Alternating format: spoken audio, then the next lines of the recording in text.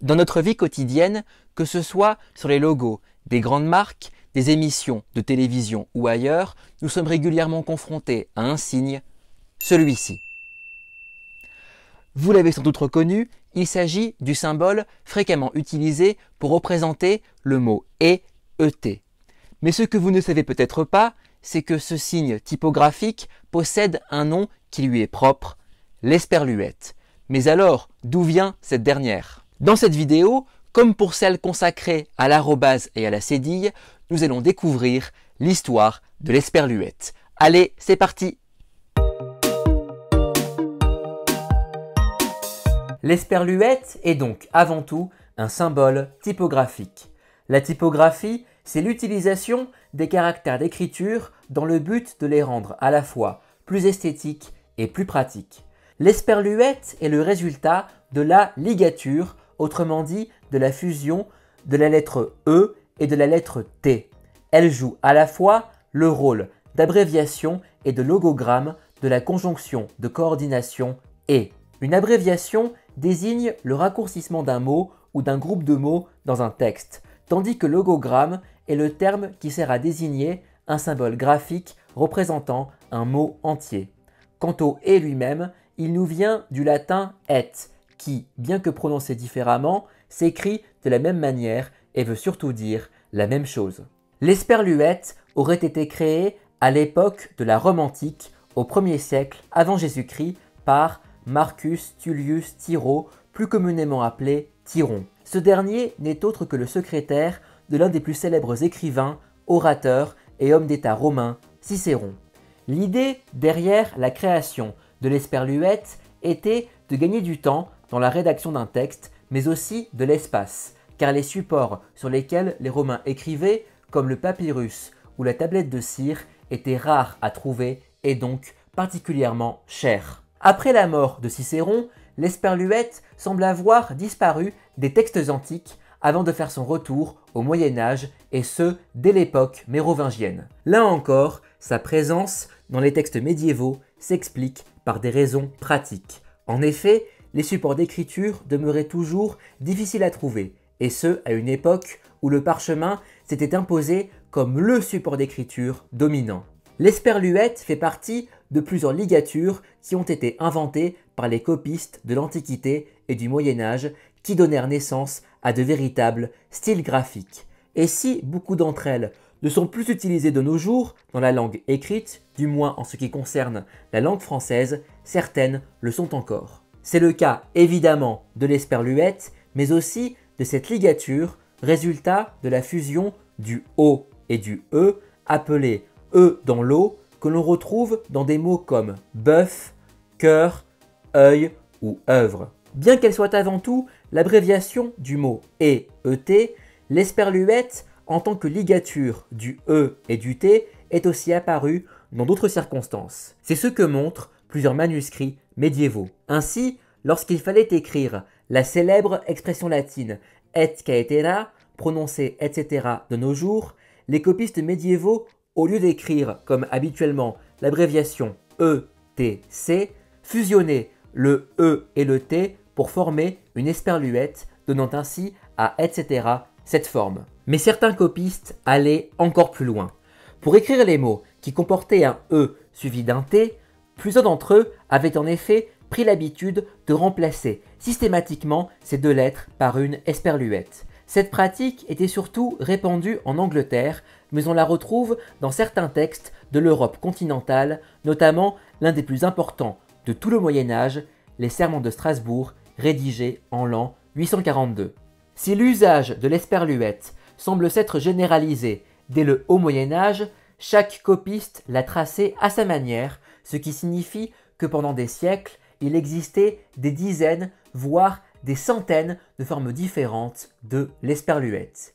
Il faudra attendre le XVIe siècle pour que l'esperluette obtienne la forme que nous lui connaissons aujourd'hui, avec le E s'entrelaçant avec le T, donnant l'illusion d'avoir affaire à un 8 avec les lacets d'une chaussure défait. Elle est l'œuvre du créateur de caractères français Claude Garamond.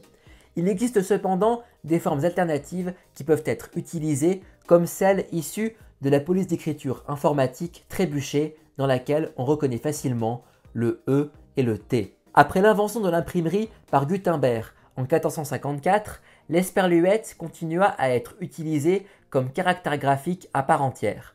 Son style esthétique et calligraphique en firent un caractère d'imprimerie particulièrement apprécié. L'un de ceux qui contribua sans doute le plus à populariser l'esperluette à travers l'Europe est Alde Manucci, un imprimeur et un libraire italien installé à Venise qui joua un rôle décisif dans la diffusion de l'humanisme, l'un des courants majeurs de la Renaissance. Grâce à l'imprimerie, la production et la diffusion d'ouvrages augmenta considérablement. Nombre d'entre eux incluaient l'esperluette, et cela permit de rendre cette dernière davantage connue et utilisée.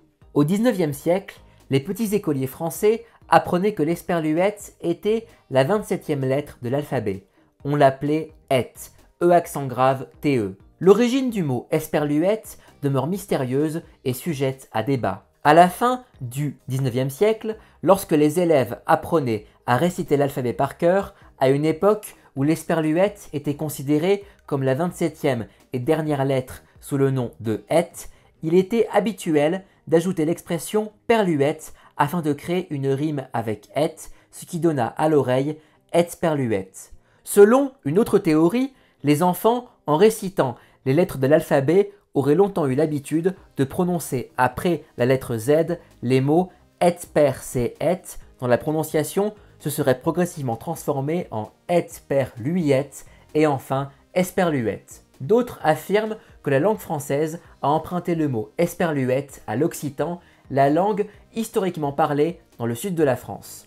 En effet, selon les partisans de cette théorie, esperluette viendrait de esperluette, qui en occitan signifie c'est pour le et. Et selon le dictionnaire de l'Académie française, l'origine du mot esperluette serait encore plus ancienne puisque ce mot serait issu du latin sphaerula, ce qui signifie petite sphère, tandis que pour le dictionnaire Larousse, esperluette est le résultat du croisement de ce même mot, sphaerula, avec le mot latin perna qui peut signifier à la fois jambe et sorte de coquillage avec le suffixe uette qui viendrait du latin uvula. De nos jours, l'esperluette n'est plus beaucoup utilisée dans la rédaction de textes écrits, que ce soit dans des livres, des articles de journaux, des notices d'information ou des documents officiels. Et pourtant, elle demeure encore largement présente dans notre quotidien. On retrouve ainsi l'esperluette sur les logos de nombreuses entreprises.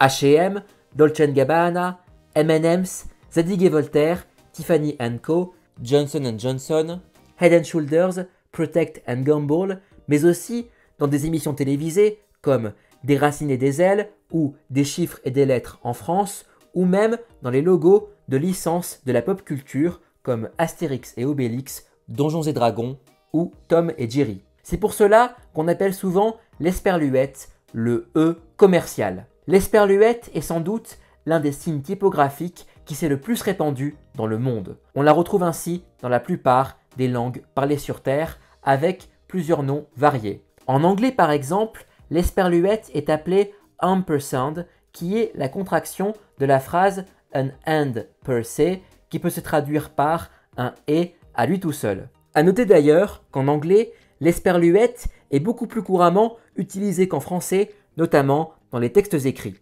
L'esperluette a la même signification dans le monde entier. Autrement dit, elle représente partout l'abréviation de l'équivalent de la conjonction de coordination et ET dans chaque langue, que ce soit dans l'anglais and, l'allemand und, l'espagnol i, etc.